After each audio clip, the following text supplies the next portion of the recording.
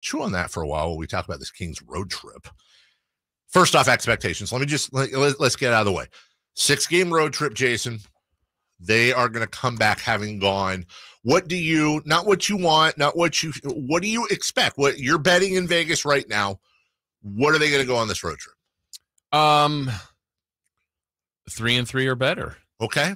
I don't have a number. I never really had a number in my head. I really love the way they compete. And if you compete every night, and if you just go on record and ratings now where they are offensively, I think over the last 4 weeks, 3 to 4 weeks, they're number 3 defensively, which is incredible. Then you should think and believe in yourself that you're a good team. And I think you validate that by winning on the road. So, yeah, this isn't an easy trip. The layout's okay. Not ideal, but it's okay. I don't love the back-to-back, but it's in there. Go get them. Bucks lost at home to the Lakers, home to the Bulls, home to the Hawks. That's it. They had that torrid start. Huge start. Were they like 9-0, something crazy like that? You and I both agree we'd walk away with 3-3 right now. Absolutely. Walk away with 3-3 right now. I do think they'll go 3-3 as well. And I'm amazed that I'm saying on a road trip that involves Milwaukee, Cleveland, Philadelphia, and Toronto that they go 3-3, which means that in order to do that, they have to beat the Knicks. They have to beat Detroit. They'll be favored in both. Yeah. And then they have to steal one from either Milwaukee, Cleveland, Philly, or Toronto. Cleveland, and I think they start this road trip out with the 2 toughest games. Yeah. I think Milwaukee's the best team in the NBA, not named Boston, and they may end up being better. They've had injury issues. And I think Milwaukee just lost at home to the Lakers. I don't think they're going to lose at home again for a while.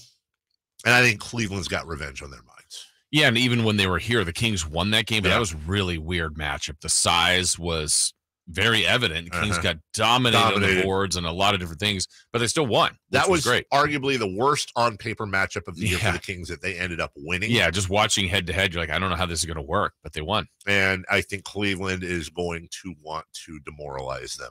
That's going to be a very, very difficult matchup. They will be favored playing the Knicks. Embiid's back, Harden's back. They will not be favored in Philly. I do not believe they'll be favored in Philly. That's going to be a tough one. And again, look at who Domantas Sabonis is going to have to deal with on this road trip. He's going to have to deal with Giannis Antetokounmpo. He's going to have to deal with or Lopez. Really. Yeah. He's going to have to deal with Evan Mobley in Cleveland. He's going to have to deal with Joel Embiid. He's going to have to deal with why am I forgetting Toronto? Big man. Pascal Siakam. And he's going to have to deal with Marvin Bagley. Nothing. Okay. So he's got a lot to deal with. I mean, they all do. I mean, gosh, Fox is going to have to deal with, let's just start with that Cleveland backcourt and move on. These are good Eastern Conference teams, but it is all Eastern Conference, which is not the Eastern Conference of old where it's all Western Conference and like 2 Eastern Conference teams. The Eastern Conference is pretty darn decent. I think if the Kings come back 3-3, by the way, they'd be 16-12. Be fantastic. I mean, they're already working on one of their best starts in years. Yeah. And you can just tell, I think they're building confidence. They've identified the roles for the most part. There's some tweaks near the back end of it where right now Okpal is in the mix where maybe Trey Lyles isn't, but I feel like that can change in one game. And then you're just trying to find when's the groove that Herter gets back in. When does Keegan Murray fully get consistent? De'Aaron's been good, but he's been better than he's played in the last couple of games. Sabonis has been out of this world. Same with Monk. So you just try to keep grinding, keep finding the ways for as many guys to play well. And I just like where they are offensively, collectively, except for they're turning the ball over too much lately. Yeah. And then defensively, they've got a concept that they've found to work where they're protecting Sabonis enough. They've protected the paint enough, and they've improved there. Earl says just take the L against the Bucks. And we can win most of the. Earl just wants us to sit against the Bucks. Play it. There's only one back-to-back on this trip, to be honest with you. Yeah. It's one back-to-back. That's Philly-Toronto. That is a tough back-to-back, obviously. You have a lot of early starts, by the way, Kings fans. Everything from 5 to 4:30 to 3 o'clock on Sunday against New York. Wouldn't mind seeing 1 or 2 of these flexed in. We're not at the flex point yet. I'm actually a little bit surprised. They have the one ESPN game Wednesday, January 11th. That's a home game against Houston, but they had that. We have not seen a Kings flex yet. And I feel like that's coming any day now. They're 100% getting flexed in. Yeah, I think one thing that may have, I don't want to say hurt that, but the way the Lakers started. Yeah, the Lakers probably had 20 games listed, and if they kept going down that road where they were way, way down there, but they played better lately, that's a team you could take off. They probably have the Knicks listed a bunch. They're still below the top 10, so that could be something that a team that could be tweaked out of there. But yeah, I don't know if I would say Milwaukee. You just don't take the L for Milwaukee. I look at the Boston game. That game started poorly, then was going great. It looked like the Kings might actually pull off the win there before they got hit with a haymaker at the end. But this team has consistently competed. You just got to keep doing that. Would you be okay with somebody shooting 13% from behind the arc? 13? No. That is Kevin Huerter's last 5 games. Wow. It really is. It can 4 of 31.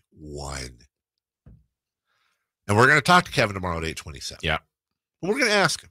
And I'm really curious. Let me honestly, Jason, I've been thinking about this the last day or two. I'll pull back the curtain a little bit. We adore Kevin Huerter, and we love that he comes on the show every week, win or lose. And he's he's quickly becoming one of my favorite Kings interviews of all time. Mm-hmm. He's the perfect combination of relevant player, good player, very insightful, very self-aware. Yeah. But over the last couple of days, just likable. Very likable. Yeah. I mean, how many times have we got, we usually record, we get done, seriously, we get done recording Kevin Huerter, and he hangs up, and then you and I say, God, we just want to hang out with him. Yeah, he's just a cool cat. Dude. Yeah. But I have been thinking, I wonder I'm very curious to see how he handles our questions about his shooting. Now, we're not going to be like, Kevin Huerter, you've been terrible. Yeah. Of course, we're going to ask him politely and respectfully because we love him. But some players react differently to situations like this. Some don't want it. I don't really want to talk. I want to focus on it. I don't want to get in my head. Some are very analytical about it. Now, we asked, it's been a long enough slump for him that we were able to ask last Wednesday. But the question was more of like, hey, you got this little tiny funk you're in currently.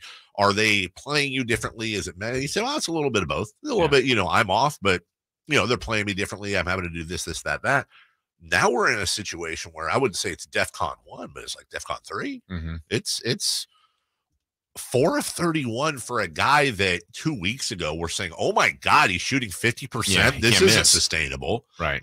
What has happened? Because the Kings – over this stretch, which I didn't even check, Jason, they're 3-2 over the stretch of 4 of 31 shooting for Huerter. And how many of those wins do you credit either directly or damn near directly to Kevin Huerter's shooting? He didn't bump his head and forget how to shoot a basketball. He's going to turn it around. De'Aaron Fox is going to get healthier. Keegan Murray looks like he's pulling out of the slump.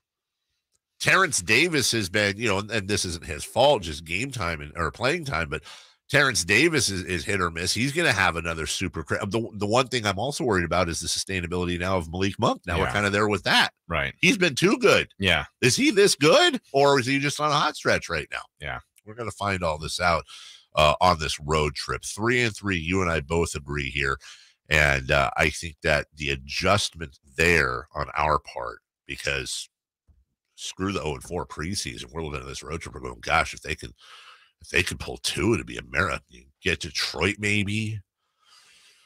Yeah, I'm looking even just they were going to be at high 20s, 28 games, I think, when they're done with this trip. Yeah, they'll have played Boston, played Milwaukee. Now they still play them again. They'll be done with Cleveland. They played Atlanta, played the Pacers, played the Nets. Done with the Heat, played the Sixers, played the Raptors. They've played all the top 9 in the East. They played a lot of the team. They've already played Phoenix. They have more to go with them. Clippers a couple times, Memphis a couple times. There's still some of the bottom feeders that are out there waiting for the Kings that they have to take advantage of later too. Got to win the games you got to win. You're supposed to win, and they've done a good job of that so far. Let's talk about this and more. Mark Jones, play-by-play voice for your Sacramento Kings, joins us next, and we'll ask him who he thinks the most valuable King this year has been. We'll do that right after this on Sacktown Sports.